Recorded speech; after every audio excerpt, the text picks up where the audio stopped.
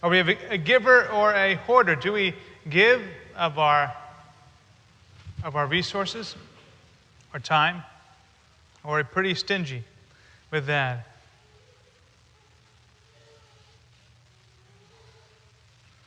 In the scriptures today, we have two examples of widows who were givers, radical trust in God's plan.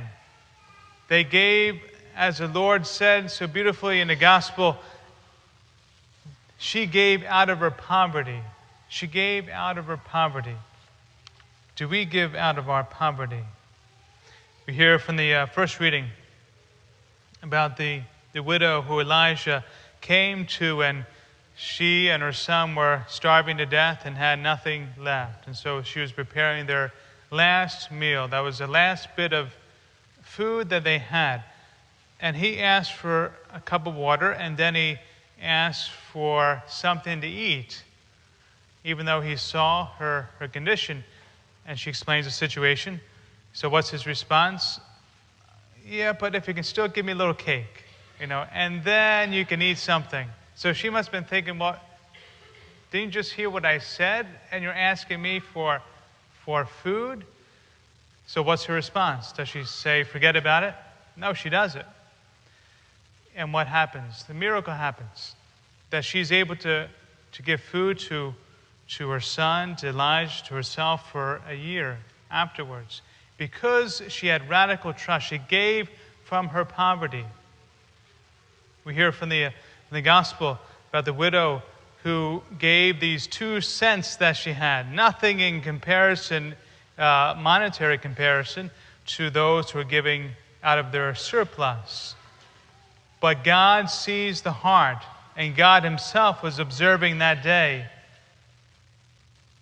It's good that we give, but the Lord wants us to give sacrificially. Is it a sacrifice for us? My Uncle Mandu came to mind. I was thinking about this homily. Uncle Mandu was one of the siblings of my grandmother. My mom just passed. And Uncle Mandu, he was a couple years older, and he served in World War II and the Korean War and afterwards. And thank you to all the veterans for Veterans Day this week for serving your country. He served well. He never married. But he didn't focus on himself. He didn't try to get more stuff, get a better car, better home, and have more entertainment. He just had what he needed, and when we would go to visit him, it seemed like that he didn't have enough, but he was happy. We'd try to give him stuff, and he didn't want it. When he found out that my parents were making the sacrifice to send us to Catholic schools, because we weren't going to Catholic schools because we had the money. But my parents decided at some point, okay, we're sending our kids to Catholic school, even though we're going to have to make sacrifices in different areas. Like, hanging on to the station wagon for way too long.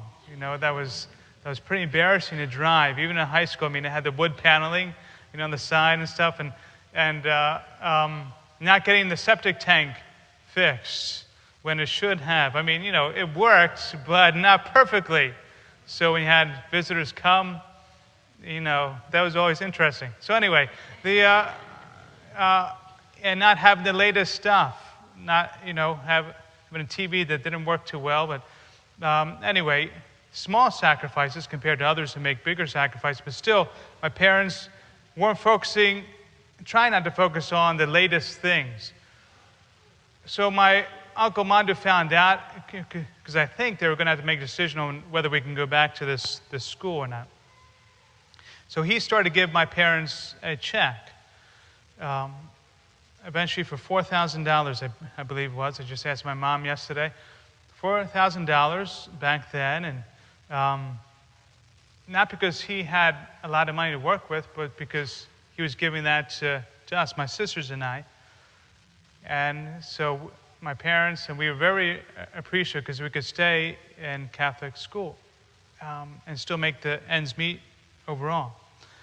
So we would call Uncle Mandu, say thank you whenever the check came in, and he always wanted to know how we're doing, how I was doing in baseball, my sisters were doing in their activities. A good man who was unassuming, would go to church every Sunday. I think he would walk like a mile or two to church, over these, stones and sidewalks that weren't the best in the Philadelphia area there. I know it's hard to believe, but so he would, and he couldn't walk too well to begin with. He would make the walk for a mile or two to get to Mass every Sunday until he couldn't any longer. Who in our family is that Uncle Mandu? Someone who they don't have that much at all, but they keep on finding in their hearts to keep on giving. And even in our mind, we think maybe that's too much. Maybe you should save some for yourself. But they keep on giving. That's giving out of our poverty. Giving out of our poverty. So I'll go back to my first question. Are we a giver or a hoarder? Are we waiting for that perfect opportunity to then we're going to give everything away? Or when it gets to this point, then we're going to do that. There's never a perfect opportunity. We're called to give now from our hearts. What is the Lord calling us to do? To give. It does mean monetarily on one hand, or he's sacrificially giving to Lord in the church. Sometimes I will feel bad about saying that at Mass. Be like, I feel bad about asking or talking about money, But why am I feeling bad? It's not money for me. I'm taking a vow of poverty. It's not going to me. It's going to you. It's going back to you. It's going back to your kids, your grandkids, those who need in the area. So we can serve you, so we can serve the poor, so we can teach our kids the faith. That's why we ask for money, not for ourselves, but for each other, so we can hand on our faith. But we have to give out of our hearts sacrificially, not feeling bad about it or just mad about it. But it's not just money. It's also our time. Are we hoarding up our time? Very stingy with our time.